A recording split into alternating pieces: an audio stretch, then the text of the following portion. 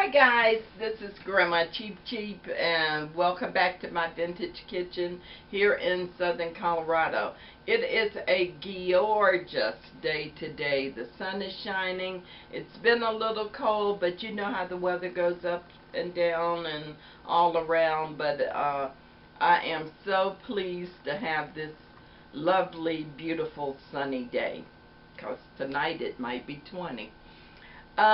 In this episode of my vintage kitchen, I'm just going to talk to you a little bit about bread making and about canning, both water bath and pressure canning.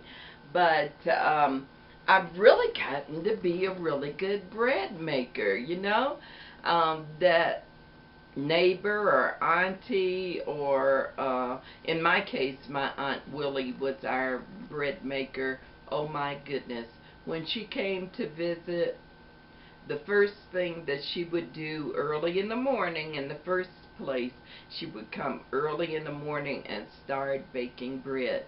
By the time she left on the Monday morning or Sunday night, we would have so many rolls and buns and wonderful bread. The house, a bread maker's house, smells so good when you're in the process of baking. It's very homey. It's very therapeutic. So come with me on my journey, on my that I'm going to share with you. I'm going to teach you how to be the best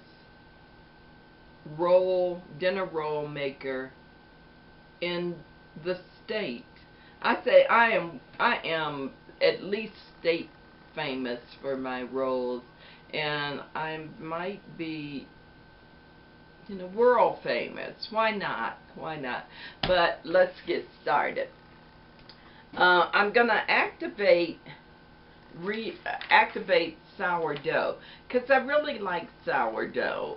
It's a crusty artisan bread that is a hard crunch on the outside. You know what sourdough is. And a very doughy, fluffy consistency on the inside. Excellent for cheeses, spreads, or whatever. And I had some sourdough.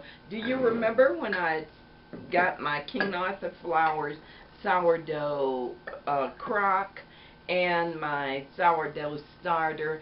I didn't feed it. I didn't take care of it like I should have, and I have to start all over again. So sourdough is a starter that can remain in families for decades, or like in San Francisco. San Francisco has famous sourdough starters, and the taste varies with the water that you use, the region that you're in, the air that's in your surroundings. I mean, every starter has a unique DNA. So I still have my crock. Like I said, I did drop it and it cracked a little, but you know, I just put some glue on it and started it over. But I like the crock. I went on Etsy and I got a sourdough starter from Juneau, Alaska. I thought, that would be interesting. Let me see what their starter tastes like. So I got it from Misty Van Zant, and I didn't ask if I could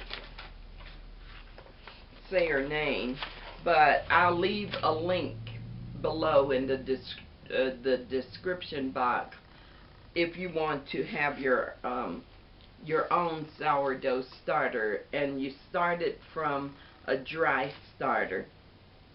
You don't have to have a crock. You can start yours in a mason jar or a bowl with a top on it, anything that can be covered and not plastic. I don't think you can do it on plastic, but let's get started here. This is the Cookbook sourdough. I'll write it out below. It says traditional Alaska sourdough starter for authentic breads, over 100 years old. So this could be from a restaurant or from a family that you know, have sourdough every day. Who knows? Let me get the camera over here so you can see what I'm doing. Give me a minute. I got instructions for it too. Okay. Here we go. I think I'm ready here. My instructions that she sent me was quick guide to using an Alaska sourdough starter. Reviving a dried sourdough starter. Soak 1 tablespoon of dried starter in 1 tablespoon of water, warm water, for a few minutes to soften. And I'm going to put it right in my crock.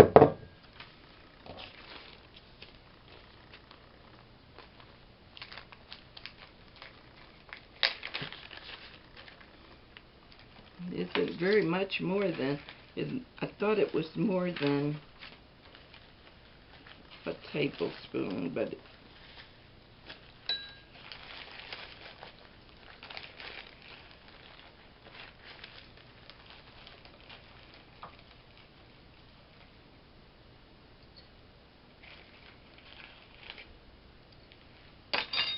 okay, and that leaves me a little teaspoon. I think I'll use it all, because they probably sent what they consider a tablespoon. Okay, and 1 tablespoon of warm water that I just got from the tap. And when your recipe calls for warm water as far as dough is concerned, just think about it as a shower water or a bath water, and you won't kill your yeast. A sourdough is a natural yeast. Okay, now stir to. I'm gonna soften it for a few minutes while I'm waiting on this. Let me put a top on it.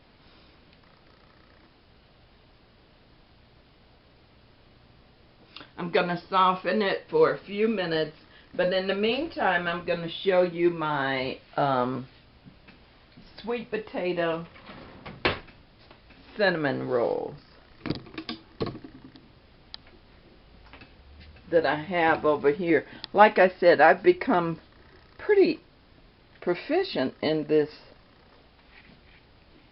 roll game. Look at them. They're rising beautifully. This is my sweet potatoes that I canned, about a month ago. Don't they look beautiful? Let's see if I can get my tripod. And I'll put them in the oven. In fact, let me preheat the oven, and I'll bring you back over here to the island in a sec. Guys, let me share with you some of the products that I got from King Arthur. A daughter friend of mine at church is a wonderful baker, and her birthday was Sunday, and I like her so much. She's such a wonderful soul. I just have a special heart, a special place in my heart for Carla. Carla, you don't even know I have a YouTube channel, but I'm sending you hugs and kisses. But she's the one who turned me on to King Arthur. flour and the products, the flavorings, the spices and everything, because she has a beautiful cupcake ministry. Is that cute or what?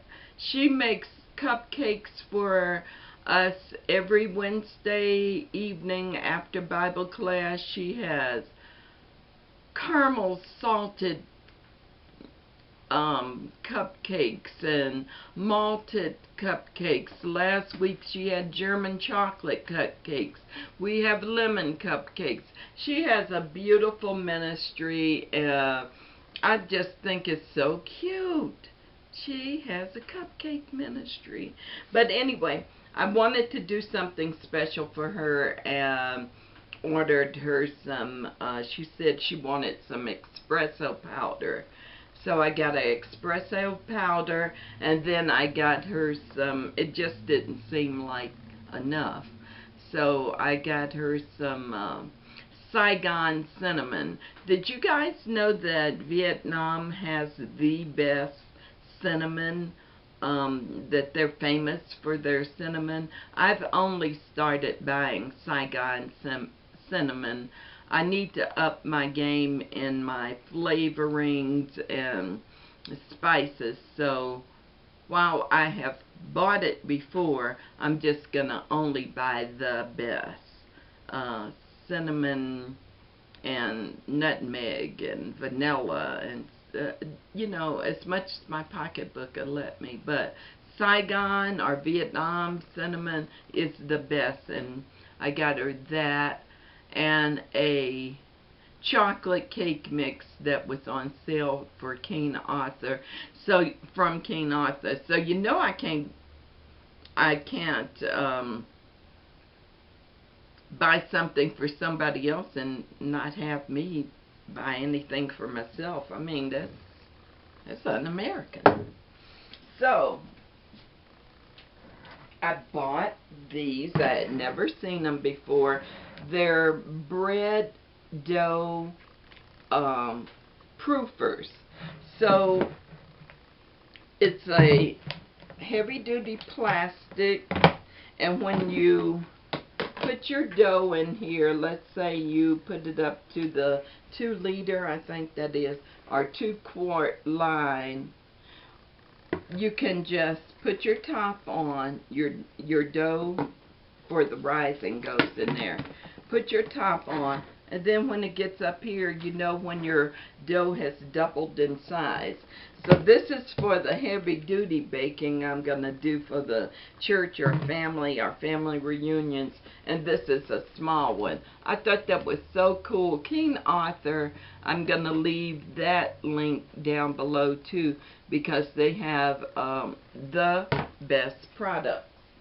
I also bought this yeast.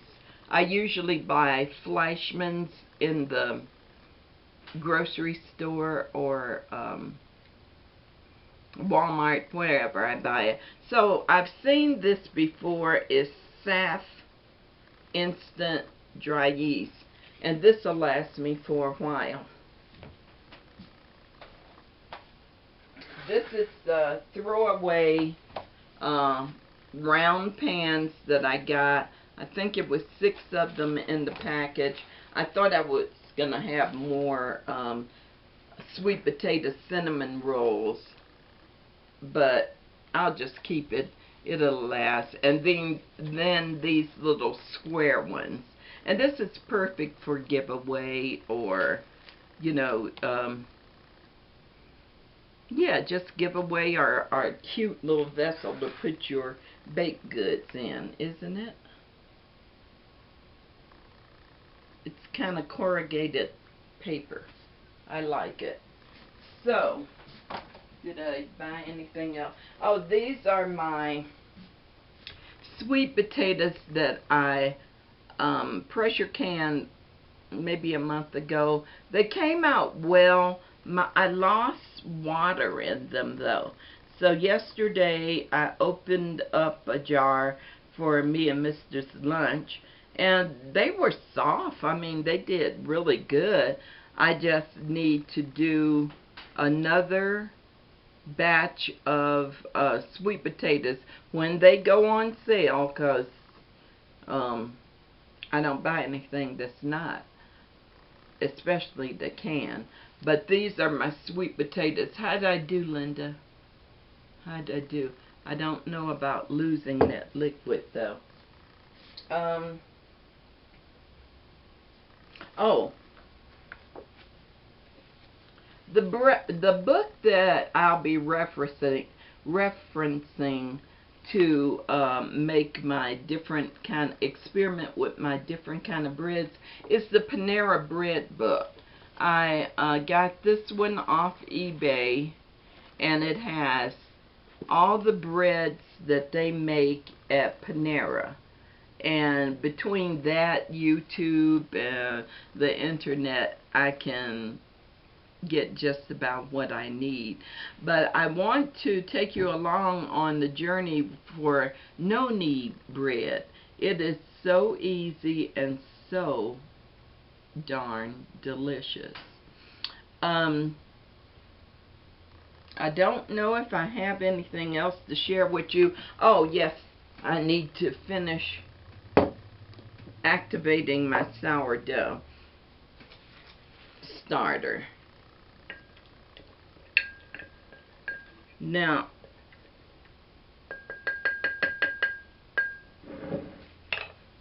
let me see if I can get you over here. Here's my instructions.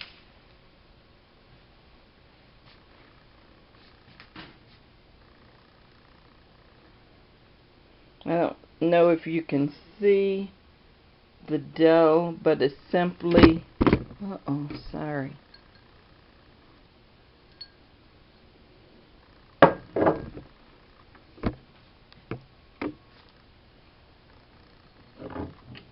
Okay, that's my starter and the water. And I must admit, I put a little bit more water in there because it just seemed awfully dry. And my instructions says that after the starter, after you've put the warm water into the starter, wait a few minutes, then stir in 1 tablespoon of flour. And here's my cup that I was using this morning. 1 tablespoon of flour. Stir that up. Put a cover on it and let it sit at room temperature for 24 hours. And let me show you what this looks like now.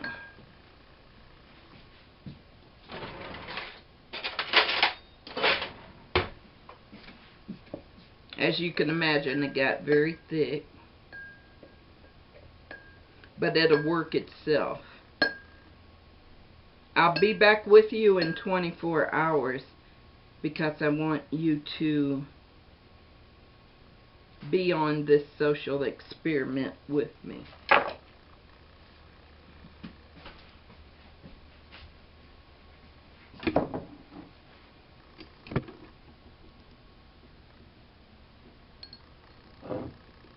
Okay, that is with the entire package, little Ziploc of the sourdough starter, a tablespoon and maybe a half of water, and a tablespoon of flour.